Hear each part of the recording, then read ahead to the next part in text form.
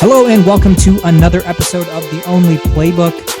Football is finally here, guys. We get some actual football action tomorrow. I'm your host, Sweetcar. I got Shashot Shovit alongside me, less than 24 hours away from an actual football game kicking off. How does it feel?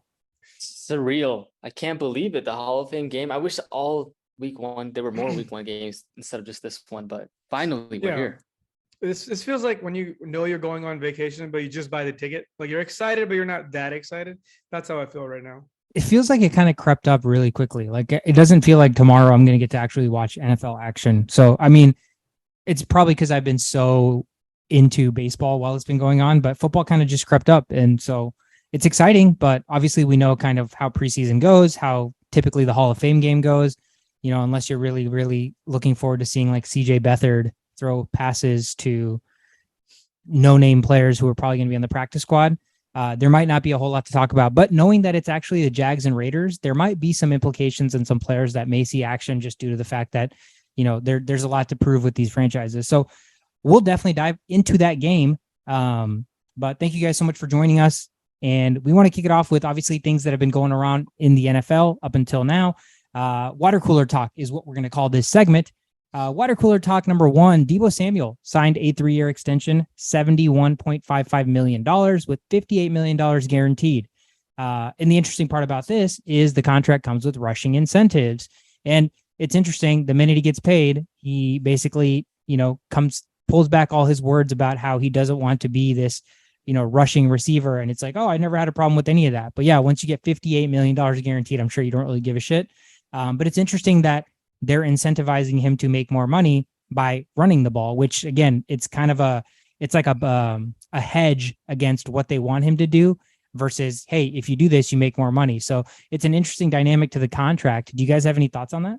No, I think it's smart. I think that whenever Deebo Samuel just does run the ball with them, they are more successful than if they're just using him in the passing game. So being able to add that in the contract is just great for fantasy owners that want to go out and draft Deebo Samuel, given that he said all those things in the offseason about not wanting to run the ball. Now he's got an incentive to run. So you've got to be a little bit more confident being able to draft him this year as well. Yeah. You know, like if you have a Ferrari, you're not just going to take your Ferrari to car shows. You're going to ride your Ferrari. I'm going 120 miles per hour on the freeway. I'm sorry. But that's how I see Deebo. You guys know how high I have him ranked on our wide receiver rankings this year. And it was for this reason. There's no way you're going to own a Ferrari and you're just going to take him to car shows. It was never a thought. I knew they were going to run the ball with him, and now they incentivize him to do exactly that. And that's their best weapon. You know, they've kind of used Kittle as more of a blocker over the last few months of the season. And I suspect a lot of that to happen. Kyle Shanahan's offense runs on the outside. They don't do very much running up the middle, and that's where Kittle is. So, I mean, they're going to use him a lot as a blocker. So yeah, that's all they have. I mean, that's not all they have, but their majority of their big plays are either coming from Elijah Mitchell or it's coming from Deebo Samuel. And now Deebo is coming from all areas of the field. And we as fantasy players love that. And San Francisco is going to love that too. The only concern is going to get worn out. But again, when you own a nice car, you drive it. You don't keep it in the garage. Yeah. I mean, I think they're in an interesting situation because, like you said, you can play devil's advocate. You know, if they use him as a rusher more, he is more prone to getting hurt. Now that teams know, everybody knows the news is out that there's rushing incentives in his contract. So it means defenses can start to game plan for more Deebo Samuel run. So it's not as high flying, or it's not as surprising as it was last year or whatever. So now it's part of their philosophy, right? And then on the other side of that, you have a rookie quarterback who's going to rely more on his weapons, and Deebo Samuel's going to have to get the ball more. And I also think that the whole Kittle thing, you know, the more I was thinking about George Kittle, I think having this rookie quarterback, having Trey Lance starting this year should only help Kittle. I know they could get away with Kittle being a majority of a blocker because they were running the ball with Deebo Samuel, because Jimmy G could make his first read throws and stuff. But having a rookie quarterback, I think they're going to have to utilize Kittle's pass catching abilities more as well. And so I think it's a time where, you know, who knows what the win-loss record for San Francisco is going to be, but for as a fantasy player, thinking strictly fantasy, Deebo Samuel immediately jumps up my wide receiver rankings based on where I had him before. And I think this also just kind of helps solidified that Kittle has to be utilized more, because again, it's a whole nother year where the offenses or defenses are used to seeing this offense now. And I know Kyle Shanahan's a guru and a mastermind, but at some point defenses are going to adjust. That's the NFL, right? Every 5-6 years, something new comes out, the wildcat, the quarterback that can run. And then what happens? Defenses adjust, and then you have to keep changing shit up. So it'll be interesting to see how, with the rookie quarterback, now that Debo's paid and he's no longer dissatisfied, what that's going to look like. But I think that actually spells, better fantasy output for guys like George Kittle, who, again, could get away with being a blocker last year, but now I think they're going to have to utilize him more.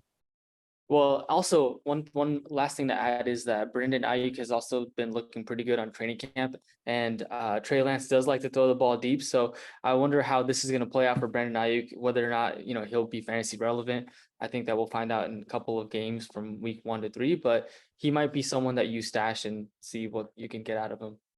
Yeah, I think he's a really good player. I just think he's getting overshadowed by stars like George Kittle and Deebo Samuel, but Ayuk's no slouch when he's on the field. I know he's been hurt a lot too. When he's on the field, he produces, especially for an offense that, doesn't expect receivers to do much. He still produces. So I think, if he was in a pass happy offense, he seems like a classic 100 catch guy.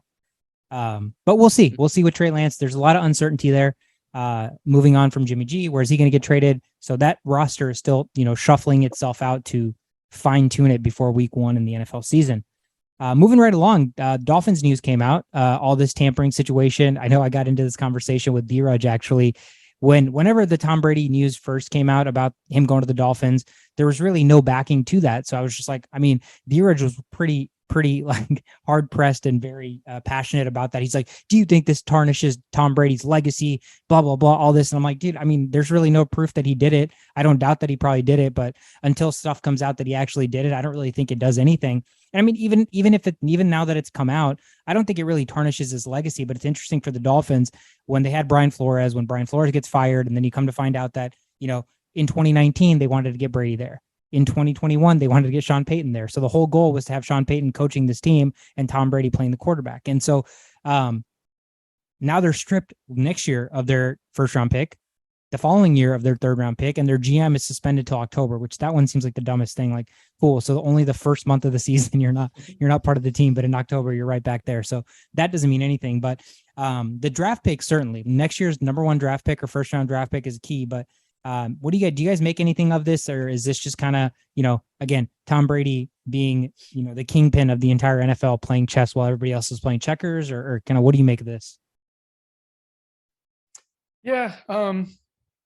The reality behind the NFL is so much deeper. Behind every big corporation, there's some weird shit going on, and we only get to see what they present us. So now there's a hole in their metaverse. Things are starting to leak out, and the whole Brian Flores thing getting swept under the rug is mind-blowing to me. Like, there is evidence that he was paid, like he's got receipts that he got paid to lose games, and we're just over here like, oh, let's look at Lamar Jackson this week. I'm like, is that not a huge thing? But guess what? Like, baseball is America's favorite pastime, but America's favorite sport is football. Everybody loves football. It's like, it's so high up on the hierarchy of what controls America, like from an emotional standpoint, from a financial standpoint, from a time standpoint.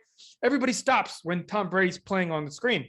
Everything's dedicated to football. So it's understandable why things get shoved under the rug. It's not okay, but things happen. And that's how I kind of looked at the situation. I'm like, here we go again. It's just a small hand tap, $1.4 million fine for this CEO, for this GM. And he's just going to come back to work in October. Like, how is that okay? But again, it's like you're trying to fight Goliath with very little ammo. David. Well, yeah, I guess you're fighting with David, but he doesn't have much ammo. Yeah. Do you think there's still a future where 46-year-old Brady next year goes to Miami to be the quarterback there? Oh man, I think Father Time is creeping in pretty close. 46 going to Miami. I'm not sure. I don't think that would happen. I think if he wins the Super Bowl, he's got to be done, right? He's not coming back again. I don't know. The dude's basically becoming a Brett Favre 2.0, where he's announcing retirement and then coming back. And knowing that he goes to Miami, as long as they have a great offensive line, their weapons are younger than the Buccaneers. So he's basically just continues to trade in his like old beat up car or whatever and just keep renewing it and get a newer one. And so if he keeps getting to drive new vehicles with Jalen Waddle and Tyreek Hill and stuff, then why not? I mean, as long as he knows his offensive line is going to be like top notch because that's all he really cares about, he's probably going to keep going. I mean, I think he's just wired differently. The dude probably would ideally like to win 10 Super Bowls if he could. So I don't know. I wouldn't put it past him, but Sean Payton seems like a clear, his entire strategy seems pretty clear with all this coming out too. Like he didn't want to be part of the Saints anymore. He knew that, post Drew Brees, it wasn't going to be as fun. He knows kind of what Jameis Winston is, unfortunately to Jameis. But with that being said, like you said, Shishot, it's when you have a major corporation, $1 billion corporation, and things like this are just going to get swept under the rug. I was watching Succession. I don't know if you guys have seen that show, but that's basically all that is it's $1 billion corporation, and it's a dad that runs this business, and he has 3 kids, and it's all about who's going to succeed him whenever he's gone. And then just things just start coming out about all this stuff that gets swept under the rug. And it's, when you're again a conglomerate and you have just like so many branches of your overall hierarchy that, something is going to happen. So interesting, but that 2023 first round draft pick, depending on where the Dolphins end up falling this year, which again, we don't know what their range of outcomes will be interesting because, again, losing that's key. Let's move on. A lot of injuries that have come about here in the first couple of days in training camp now that it's started. A couple that I've noted is super unfortunate. Tim Patrick, wide receiver for the Broncos, tore his ACL. He's going to be out for season.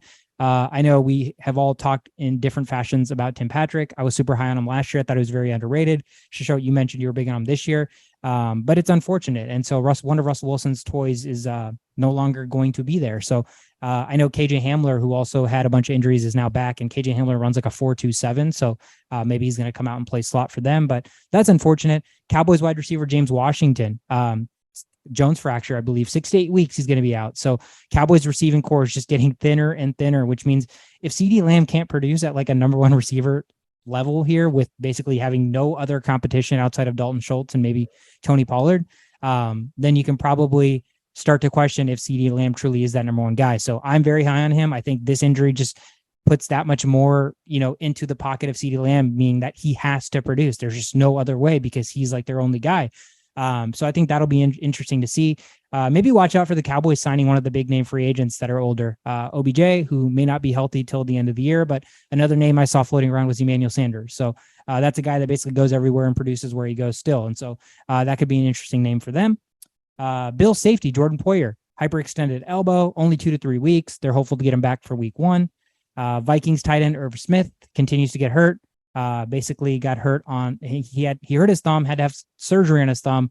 They're hopeful that he's going to be back for week 1, but this is a guy that has been hurt pretty much every year he's been in the NFL. So the injury bug is, clearly not on his side.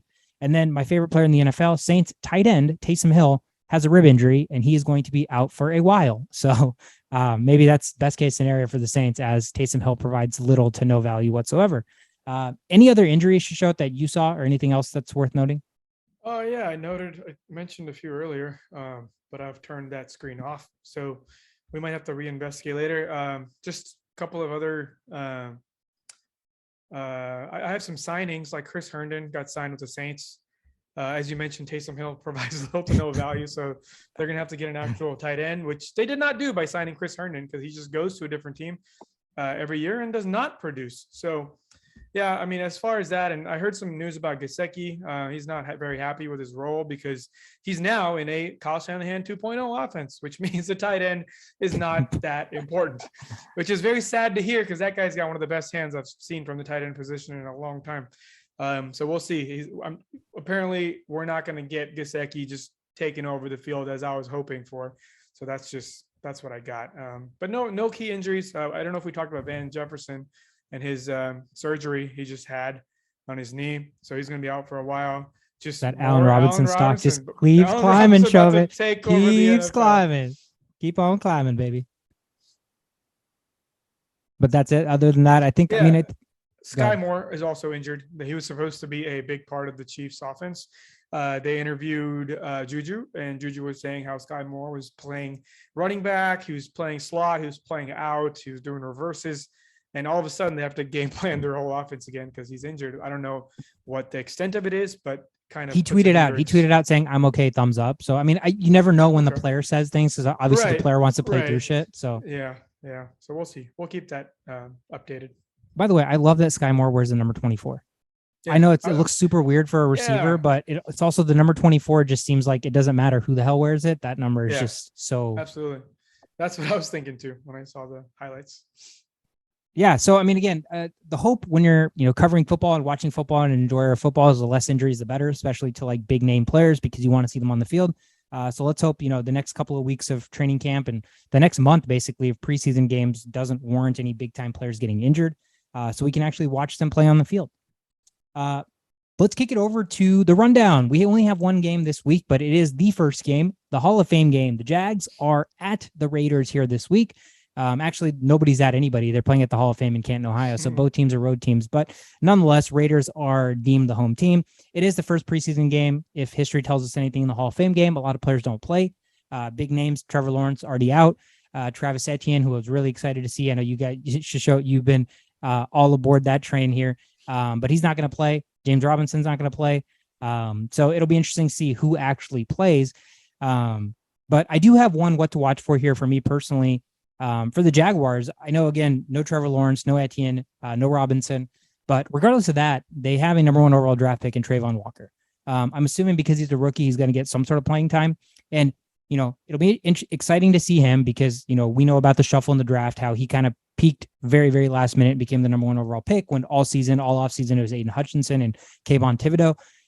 But beyond that, I think the Jaguars just need wins. I think the not necessarily the final score of the game, but they need things to build upon, right? This was a shit show of a franchise last year. They went to a roller coaster of, news, scandals, all this crap, and just weren't playing good on the field. And they have a, generational quarterback that they drafted who, didn't do justice with putting no talent around him last year. So I think for them, we just need to see glimmers and glimpses of encouragement, stepping stones, things to like build upon, even though it's a Hall of Fame game, even though it's, preseason, but something like Trayvon Walker, needs to like jump out at us, be like, oh my God, he only played like 6 snaps, but the 6 snaps that he played, he looked, like a freak. And that's kind of what he's been deemed. He's been deemed an athletic specimen, a freak. That's why he jumped the boards. So I want to see something that I can get excited about for the Jags and that Jags fans can get excited about heading into preseason week 2. Shovit, what do you have for your what to watch for in this game? Yeah, it's the first game for both of the coaches, Doug Peterson coming into the Jaguars first year, and then Josh McDaniel coming in from the Patriots as a head coach. So both teams were, pretty bad last year in terms of like organization and having their coaches kind of, Urban Meyer, we know what he was like kicking kickers, and then John Gruden with his emails, right? So it's going to be interesting to see what their identity is. I'm excited to see what you can't really see much in preseason, but just want to see how they approach their game and the game plan that they'll go forward with on the Hall of Fame game is going to be something I'll be watching. Shisho, what about you? I really don't like the Raiders running back situation. Like Josh Jacobs, it's really hard for me to place him with the elite running backs, even though he does get a bulk of the carries. There's something holding him back. I'm not sure what it is. I'm not sure if anybody knows what it is. I'm not even sure if Josh Jacobs knows what it is. However, Kenyon Drake's his backup, and I'm not sure how much time they're going to get to play this game. Probably none.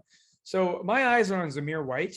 He's going in a lot of people's dynasty league early draft picks because he's a power back who runs a 4.4. He was just selected in the April's draft in the 4th round, I believe.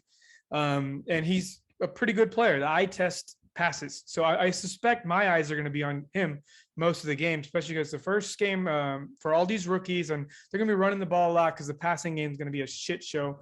So my eyes are on him.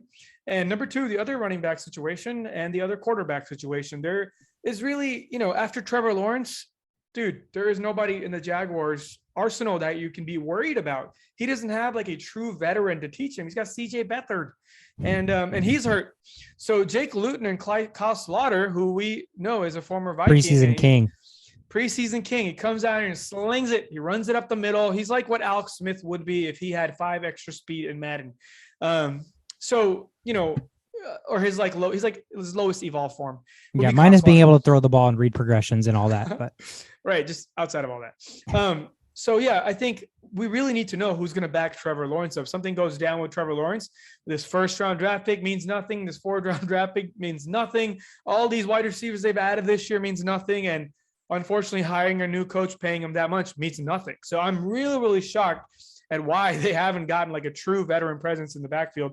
So my eyes are on the quarterback situation with Jake Luton and Kyle Slaughter, which half of the America doesn't even, probably like 80% of America doesn't know, probably 95% of America, probably 99% of America doesn't even know who it is. So, eyes definitely have to go there. And don't forget, I mean, as much as I love Travis E., James Robinson's still there. However, he's also hobbly. So having both of these running backs who are hobbly, you got to look at their backups. It's a fantasy strategy. You have to, because at any point we could hear some serious news by like week 9, week 10, they could both be out. So, just keep an eye out for Snoop Connor and Mekhi Sargent. Not very hot as far as preseason goes.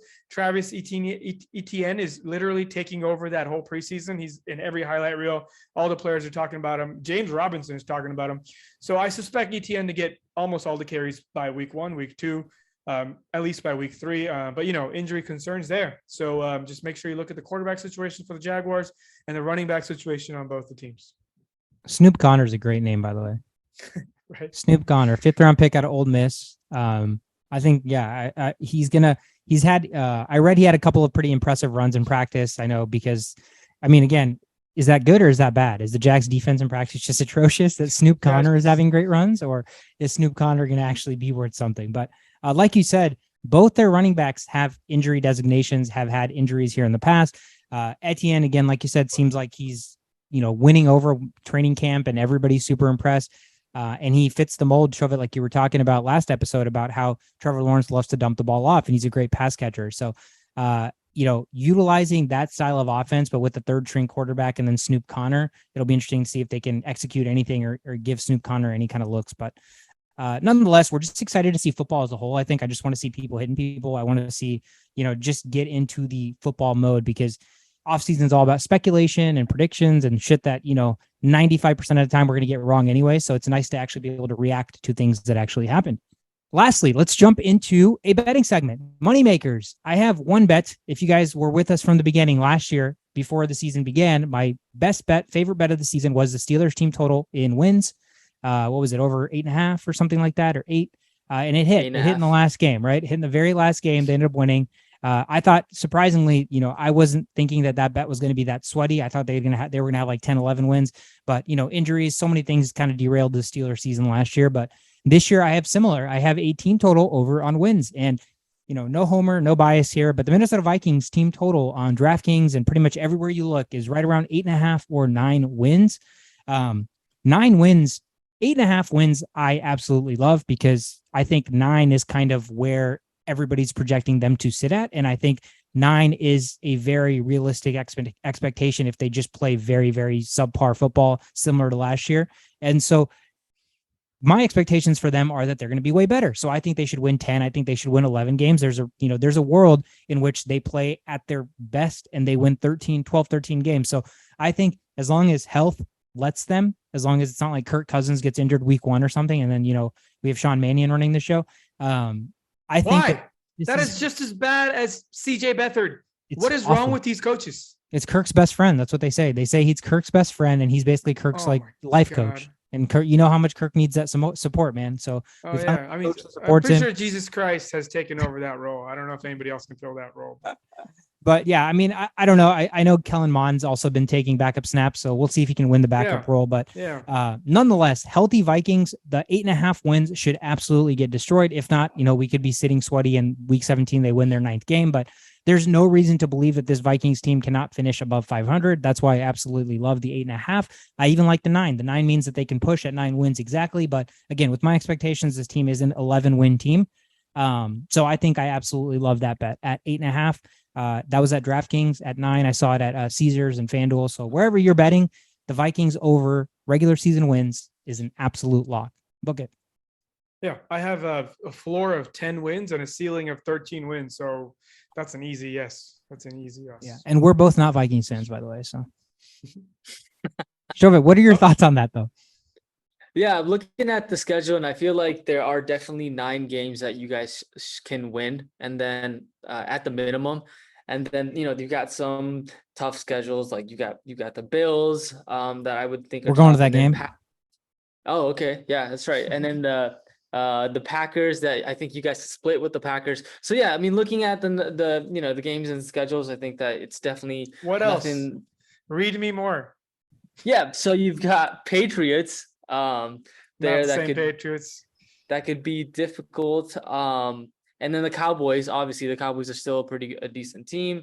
You've got Dolphins, now with Tua and his accuracy, who knows, that Miami Dolphins could end up being good. But I like you guys against the Eagles. I like against the Lions, Bears. You should win both of those games. So it's a favorable schedule for that 9. There's 8.5. really, it's very, very favorable. I think, just running down the schedule, like you said, Packers, we usually split. Eagles, we're playing at Philadelphia. So at Philly's a tough place to play, even if we chalk that up as a loss.